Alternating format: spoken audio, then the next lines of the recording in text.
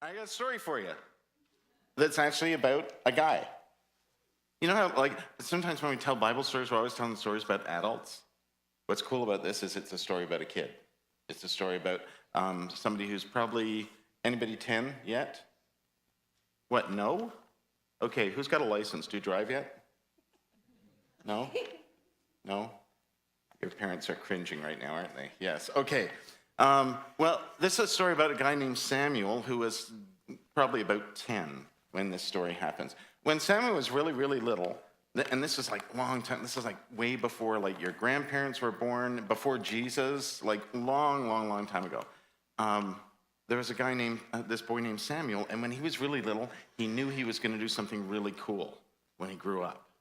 He wasn't sure what, but he knew somehow he was going to do something really cool. And when Samuel was 10, he went to live in the temple, which is kind of like church, And it was really huge and kind of dark place. Sorry, that's kind of, sorry. That's right, my ringtone is bad to the bone. Anyway, so Samuel lives in the temple, which is really, it's not like nice and bright and like lots of people around like here. It was kind of a darker place where there wasn't quite so many.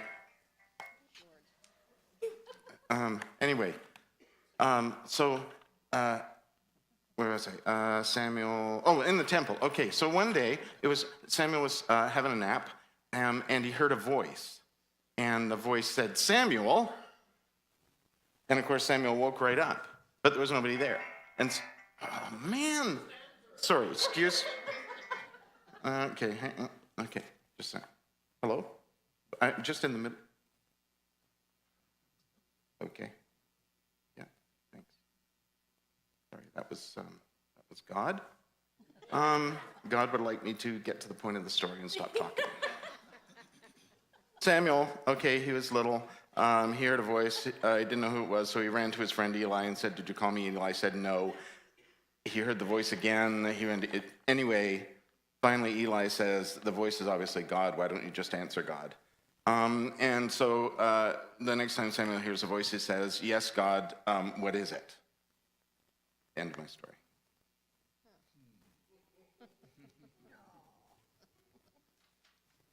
The point of the story is, here's the point of the story.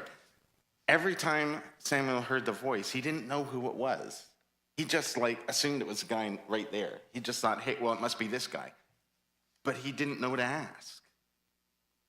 He just thought it was him. And then finally, that guy said, well, why don't you ask who it is? Just like when my phone rang, I didn't even bother. See, it actually even said, I don't know, was the name of the caller. And, unknown name. That one, yeah. Why wouldn't I answer it and find out?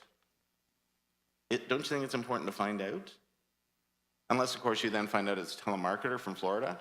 But even then, you found out, didn't you? Sometimes the important thing when somebody calls you or wants you to do something, it's important to find out before you say no right away or before you ignore them. Don't you think? Because otherwise, how will you know? Right? So, as it turns out, when Samuel listened and found out what God wanted, it turned out that was the important thing that Samuel was supposed to do, that he knew somehow he was supposed to do it.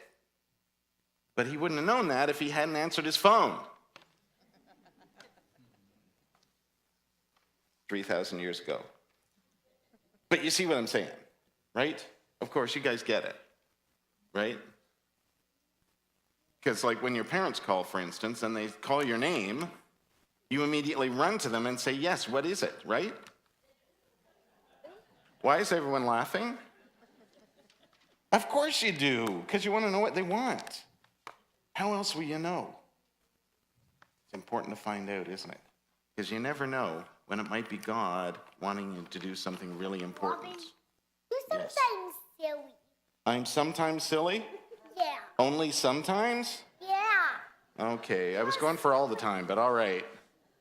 Thank you guys for listening. We're going to sing a super song, which you have, I think, sung before, and you can always dance with, because it's called Dance with the Spirit. I sense their enthusiasm.